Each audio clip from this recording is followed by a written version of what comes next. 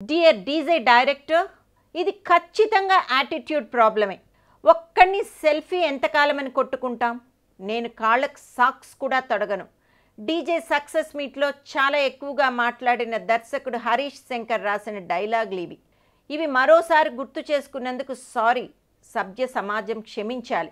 తాను ఏవేవో మాట్లాడుతూ తాను రాసిన గొప్ప గొప్ప డైలాగుల గురించి ఆత్మ ప్రస్తుతికి దిగాడు హరీష్. ఓ గొప్ప డైరెక్టరు.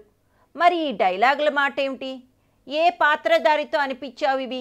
నీ గొప్పతనం గురించి ఇతరులు పొగడాలి అంతే తప్ప నువ్వు సెల్ఫ్ డబ్బా కొట్టుకోవడం కాదు మిత్రమా. నీ ప్రసంగంలోనే నీ స్థాయి ఏమిటో చెప్పావు. పైగా సోషల్ మీడియా రివ్యూలు, ఇతర రివ్యూల గురించి చిల్లర విమర్శలు చేశావు.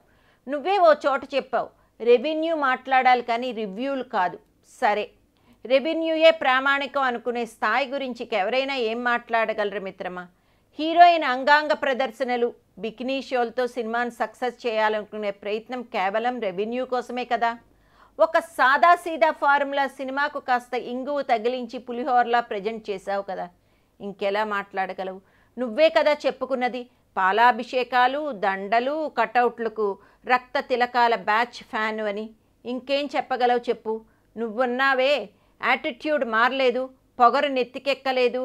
ఆ యాటిట్యూడ్తోనే గబ్బర్ సింగ్ హిట్ అయింది అని మరెందుకు రివ్యూల మీద పడి ఏడుపు? ఎలాగూ రివ్యూలతో ఏ నష్టము లేనప్పుడు ఎందుకు ఆ ప్రస్తావన? అవును, రివ్యూయర్ కూడా ఒక ప్రేక్షకుడే. నచ్చితే నచ్చింది అంటాడు, నచ్చకపోతే నచ్చలేదు అంటాడు. రివ్యూలు చేసి ఏ సినిమా హిట్టు కాదు, ఫ్లాపు కాదు. కేవలం ఓరల్ టాక్ ద్వారానే సినిమా సక్సెస్ ఫెయిల్యూర్ ఆధారపడి ఉంటుంది. కథలో దమ్ముంటే, సినిమాలో సరుకుంటే హిట్ కాకుండా ఏ రివ్యూ, ఏ నెగిటివ్ పబ్లిసిటీ, ఏ ఇతర హీరోల అక్కసు ఆపలేవు. ఆ మాత్రం ఆలోచించలేకపోతే ఎలా హరీష్? నాది బ్రాహ్మణ పుట్టుకే అన్నావు కదా. ఇప్పటి బ్రాహ్మణ యువకులు సేమ్ అలాంటి టిపికల్ యాస భాష మాట్లాడతారని ఎలా ఫిక్స్ అయ్యావు అసలు? ఇదెక్కడి చోద్యం, ఇదెక్కడి విడ్డూరం? నువ్వెవడివయ్యా డైరెక్టర్ కళ్ళు నెత్తికెక్కాయని రాయటానికి అని ఆవేశపడిపోయావు. సరే, నిజమే. ఆ ఆత్మవిమర్శ ఎందుకు చేసుకోవు? ఈ డీజే సినిమాలో హీరో నటన ఎరగదీశాడు, సంగీతం బాగుంది, నిర్మాణ విలువలు బాగున్నాయి, నువ్వు కోరుకున్నట్టే హీరోయిన్ ఇరగదీసింది. మరెక్కడ లోపం? ఎస్, దర్శకుడు కథను నడిపిన తీరు, ఎంచుకున్న కథ రొటీన్ రొడ్డకొట్టుడు కథనం. దానికి బాధ్యుడెవరు? నువ్వే కదా. అక్కడికి ఏదో తేడా కొడుతుందని అర్థమయ్యే కదా వేదికపై నిర్మాత కాళ్ళు మొక్కుతున్నాను అనేది. పురుష సూక్తం 2 నెలలు నేర్చుకున్నాడు హీరో అంటూ పల్లకి మోసి కీర్తనలు అందుకున్నది. అంత అవసరమా ఒక దర్శకుడు దిగజారడం?